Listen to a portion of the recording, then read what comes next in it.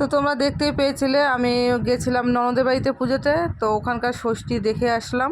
আসার পর ঝটপট বাড়িতে এসে বাড়ির সম্পূর্ণ বাসি কাজকর্ম সেরে একদম রেডি হয়ে গেছি।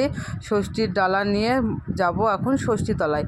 তো ষষ্ঠীতলায় যেতে যেতে মেয়েকে বলছি ঝটপট করে তো রেডি হয়ে চলে আয়। তো মেয়ে বলছে কিছুক্ষণ পর যাব, এখন যাবে না। তো আমি বলছি না, চান ধান করে নতুন ড্রেস গায়ে দিয়ে ষষ্ঠীতলায় চলে আয়। তার কারণ আমরা দেখো মেয়েরা ষষ্ঠী পুজো করি একমাত্র আমাদের নিজের সন্তানের মঙ্গল কামনার জন্যই করি। তো যাই হোক চলে আসছি আমি ষষ্ঠীতলায়। এসে পূজা প্রায় কমপ্লিটের মধ্যেই চলে আসছে। তো তোমরা দেখতেই পাচ্ছ আমরা একসঙ্গে সবাই মিলে একসঙ্গে পুজো করছি। তো দেখো সবাই মিলে একসঙ্গে পুজো করতে খুবই ভালো লাগে। এই এক ষষ্ঠী আর এক শিবরাত্রির সময় আমরা সবাই একসঙ্গে পুজো করি। তো দেখো আমাদের বাঙালি রীতি নেওয়াজে আমরা ষষ্ঠী পুজো করি যে আমাদের সন্তানের মঙ্গল কামনার জন্য। তো আমরা মেয়েরা যত পূজা পার্বণ করি নিজেদের জন্য কিছুই করি না, সব কিছুই আমরা নিজের সন্তান স্বামী এদের মঙ্গল কামনার জন্যই করি।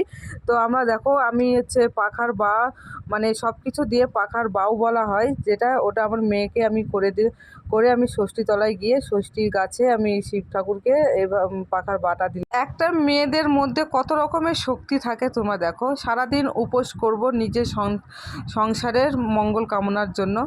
তো যাই হোক ষষ্ঠী গাছে কি সুন্দর আমি সুতা বাঁধে দিলাম। তো সুতা বাঁধে দেওয়ার পর অনেকে আমাদের মধ্যে গাছে সুতা বাঁধাটা ঘোরার নিয়মটা নেই, আবার অনেকের ঘোরার নিয়মটা আছে। তো তারা ঘুরবে আর আমি শুধু মাত্র তো আমাদের সম্পূর্ণ পূজা কমপ্লিট। এখন আমরা সিঁদুর পরাপুরি করছিলাম। সিঁদুর পরে আমি চলে এসেছি ডালা নিয়ে একদম ষষ্ঠীতলা থেকে বাড়িতে। তো বাড়িতে এসে মানে কি বলবো, খুব আনন্দ হয়েছে, সেগুলোই গল্প করছিলাম সবার সঙ্গে, কে কী করলো কে কী বলছিল সব কিছু। তো একটু সাজুগুজু করেছি, ফটো তুলবো না, সেজন্য একটু রঙ্গভঙ্গি করে একটু ফটো তুলছিলাম। তো কেমন লাগছে অবশ্যই আমাকে বলো, কমেন্ট করো। তো ফটোগুলো কি সত্যি ভালো আসছে কি অবশ্যই জানাবে। তো কিছু কিছু মুহূর্ত খুবই ভালো লাগে, খুবই স্মৃতি হয়ে থেকে যায় জীবনে।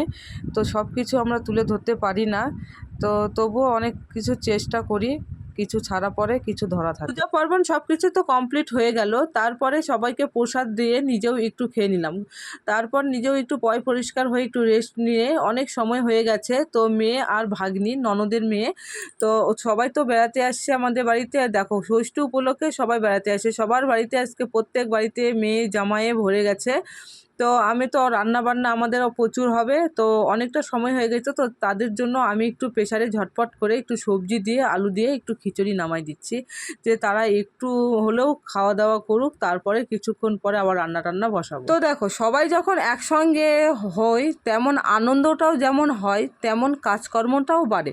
তো সারাদিনটা যে কিভাবে কেটে গেল কিছুই বুঝতে পারলাম না।